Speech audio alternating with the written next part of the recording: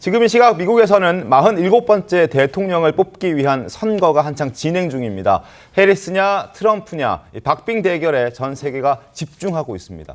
그래서 오늘 신통방통도 미 대선 소식으로 문을 열고자 합니다. 네, 이 워싱턴의 이태현 특파원 연결해서 자세한 이야기 먼저 나눠보겠습니다. 이태영 특파원, 이 현재 투표 순조롭게 진행이 되고 있습니까? 네, 워싱턴 DC는 현재 시각 오후 6시 50분으로 투표가 막바지에 다다르고 있습니다. 이 미국 전역의 투표는 50개 주마다 시차는 있지만 현지 시간 밤 7시에서 8시 사이 마무리될 예정입니다. 이 미국 대선 투표일은 공휴일이 아닌데요. 이 선거 당국은 투표율을 높이기 위해 투표 홍보물을 나눠주거나 우버 택시 등을 이용하며 투표소 이동까지 50% 할인하는 행사도 진행하고 있습니다. 네, 이번 선거의 유권자는 약 2억 4천만 명 정도인데 이 사전투표 참여 인원이 8,300만 명에 육박한 만큼 최종적으로는 60% 넘는 투표율을 기록할 것으로 전망됩니다. 2020년 대선 투표율은 66.6%를 기록했습니다. 일부 투표소에서는 개표도 시작됐다 하는 얘기가 들리던데요. 개표 결과는 언제쯤 저희가 확인할 수 있을까요? 네, 지금 시간 기준으로 투표 종료까지는 약 5분 정도 남았는데 개표는 이제 바로 시작을 합니다.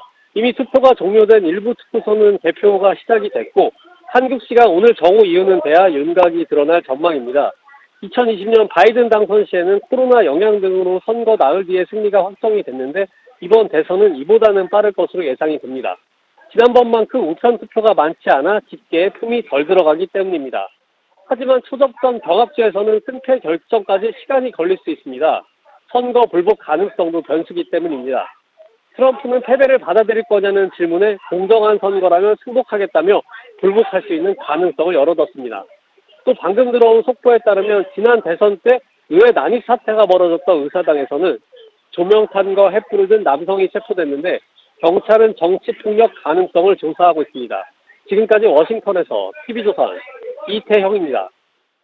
네, 이태영 기자 잘 들었습니다. 자, 지금 들으신 것처럼 미국은 지금 초접전 대통령 선거가 한창 진행 중이고 곧 있으면 개표도 시작될 것으로 예상됩니다.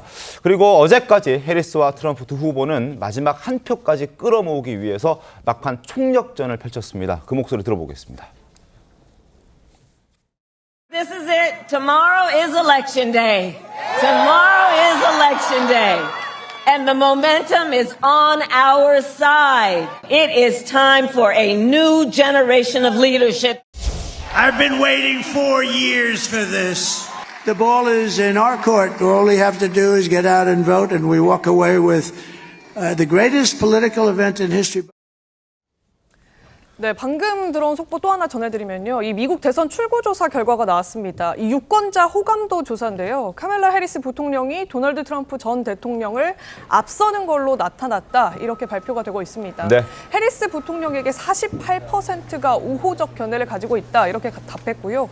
반면에 이제 트럼프 전 대통령에게는 44%가 우호적 여론이다. 이렇게 집계가 됐습니다. 이 부분 지금 보니까 지난 2020년도보다는 전체적으로 호감도 결과가 조금 낮다고 하는데 투표 조금 비슷한 양상으로 나올 수 있을까요? 어떻게 보십니까, 권상희 평론가님? 일단 지금 뭐 승률 분석한 것은 50대 50으로 나왔었잖아요. 네. 그러니까 누가 이길 수 없다라는 측면에서 해석할 수 있는 거고 또 이전에 사실 챗 GPT에게 이번 선거에 있어서 누가 승자가 될 것이냐라고 물었는데 예측 결과 말할 수 없다라는 취지의 결론을 냈습니다. 네. 그런데 이번에 지금 호감도 관련해서 지금 추이가 어쨌든 지금 카멀라 해리스 쪽으로 조금 더 쏠린 모습이 보여요. 물론 그 수치가 이전보다 달라졌다고는 하지만 이것이 근데 전체 이 선거인단 이 투표 결과에서도 같이 나올지 그렇지 않을지는 조금 더 지켜봐야 되지 않을까라는 생각이 듭니다. 왜냐하면 지금 경합주 7개 이 경합주가 있지 않습니까? 경합주에서 어떤 결과가 나올지를 아직까지는 예측할 수 없는 상황이기 때문에 저 결과 그럼 지금 보도된 내용만 가지고 결과를 쉽사리 해리스 쪽이 승리할 가능성이 높다라고 보기는 좀 어렵지 않을까라는 생각이 듭니다. 네. 정재진 교수님 어떻습니까? 일단 우리나라도 출구조사를 하고 출구조사의 결과에 따라서 희비가 일단 1차적으로 엇갈리긴 하잖아요. 물론 출구조사가 그대로 다 이제 정확한 결과로 도출된다라고 보기는 어렵겠습니다만 미국에서도 출구조사의 어떤 중점을 어느 정도로 두고 있습니까? 뭐 출구조사가 그래도 신빙성이 있는데 이번 같은 경우에는 그냥 자기가 지지하는 후보를 놓고 그냥 보는 경우에 그칠 것 같아요. 그래서 네. 그냥 자기 좀 이렇게 지지하는 후보가 올랐으면은 좋아하고 아니면은 조금 기다려보고 이제 이런 참고 자료밖에 지금 안 되는 상황인 것 같습니다. 지금 상황은. 그래서 지금 주별로도 좀 다르고 네. 네. 일괄 그걸 통합해가지고 평균 내기도 상당히 조금 어려운 상황이긴 합니다. 네. 그렇지만 지금 어쨌든 뭐 해리스가 호감도가 약간 좀 높지만 이게 확 벌려놓은 상태가 아니잖아요. 네. 그래서 그 누구도 알 수 없는 상태고 저도 이게 주변에서 이번에 하도 물어보시고 하니까 그래서 정말 이제 모른다라고 이제 답할 수는 없는 거니까 네, 네. 이번 주에 바이오리듬 좋은 사람이 이긴다 이제 이렇게 얘기하고 있는데 정말 그런 것 같아요. 이번에 정말은 이게 진짜 신밖에 모르는 영역인 것 같은데 각자 이제 자기 마음속에 지지하는 후보 이제 이렇게만 생각하고 있는 것 같습니다. 알겠습니다. 48대 44라면 사실 오차범위 내가 아닐까 싶은 생각도 드는데 일단 미국의 대통령 선거의 방식에 대해서 저희가 한번 잠깐 짚어드리도록 하겠습니다.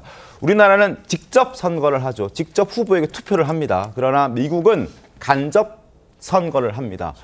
538명의 선거인단에게 투표를 하고요. 그리고 이 선거인단이 또 투표를 하게 되고 그리고 이 선거인단의 과반인 270명을 확보하면 승리를 하게 되고 대통령에 당선이 되게 됩니다. 그리고 주별로 투표 방식이 이제 다르긴 하겠지만 조금씩 차이가 있겠습니다만 투표를 해서 한 표라도 그 주에서 더 많은 표가 나온다면 모든 선거인단 수를 확보하게 되는 대단히 좀 독특한 우리나라와 조금이라도 다른 그런 선거 방식을 갖고 있게 됩니다. 그래서 참 변수도 많고 조금 이게 맞는가 하는 그런 궁금증이 갖고 계신 분들도 꽤나 많지 않습니까?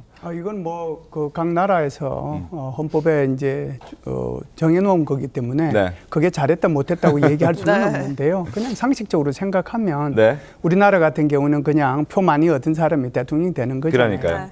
근데 미국이라고 하는 나라는 연방으로 구성돼 있어요. 네. 그래서 연방의 그 뭐라고 할까요? 준독립성 이런 것들을 굉장히 존중을 해야 되는 거거든요. 그렇기 때문에 이런 독특한 선거가 저는 마련이 됐다라고 보고요. 네. 그래서 이제 이 538명이라는 것도 상원의원 각각 각 주에 2명씩 해서 100명, 그리고 네. 이제 하원의원 435명, 워싱턴 포함해서 3명, 네. 그렇게 해서 전체 538명이 되는 거거든요. 네. 그 중에 이제 매직 넘버가 지금 네. 말씀하신 것처럼 성자, 독식이 되기 때문에 270명을 누가 먼저 확보하느냐에 따라서 승부가 결정되는 건데 복잡하죠. 이해하기도 어렵고 게다가 이제 각 주의 독립성이 요구되기 때문에 주마다 이게 투표하는 것과 관련된 선거법이 다 달라요. 네. 그렇기 때문에 아마 더 복잡하게 이렇게 보여질 거라고 생각합니다. 알겠습니다. 네, 이번 선거 승부 예측할 수 없다 많이 말씀들 주시는데 이 예측 모델이요. 선거 전 마지막 날짜까지도 두 후보의 동률을 기록하는 그러니까요. 상황입니다. 네. 이 역대 미국 대선 가운데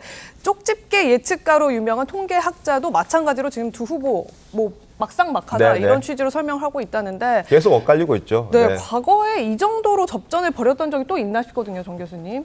제 기억에는 별로 없었던 것 같아요. 없나요? 그만큼 이번이 직전이나 더 그 직전? 바뀝니다. 네, 이번에 정말 처음 보는 경우인 것 같고요. 과거의 자료들 이렇게 살펴봐도 그래도 이 정도까지 정말 50도에 딱 붙어 있는 상황이거든요. 네. 이렇게 거의 반으로 가를 수 있을 정도인가? 라는 경우는 거의 좀 없었던 것 같고요. 다만 이제 뭐 선거 끝나고 뭐 개표 과정의 복잡성 이런 것 때문에 당선자 확정이 늦어지고 한 게 뭐 2000년 경우도 있었고, 네. 엘고와 이제 아들 부시 때 있었고, 이제 그런 제도상의 문제 때문에 약간 예측 불가능성이 있었던 적이 있었지만 이렇게 그 지지율 자체를 놓고 우리가 예측하기 힘들다라고 얘기하는 거는 또 처음인 것 같습니다. 그리고 이게 사실 2016년도에 그때 다들 그 샤이 트럼프 네. 표 때문에 예상치 못한 결과를 맞았잖아요. 다 힐러리 클린턴이 되는 줄 알고 있다가 그때 아마 조금 트라우마 때문에 조금 조심하는 면들이 많은 것 같아요. 자체를 여론조사 이렇게 기관들도 그렇고 섣불리 하지 전문가들도 않는다. 조금 이게 조심하는 측면도 많이 반영이 된 것 같습니다. 그 경합주도 여론조사하는 곳마다 좀 다르던데 정확하게 똑같이 4승 2무 1패, 4승 2무 1패 이렇게 나온 조사도 있더라고요. 예, 뭐 그래서 그렇게 나오는 것도 아마 여론조사 기관들에서도 그냥 뭐 통계를 그냥 돌리는 걸 텐데도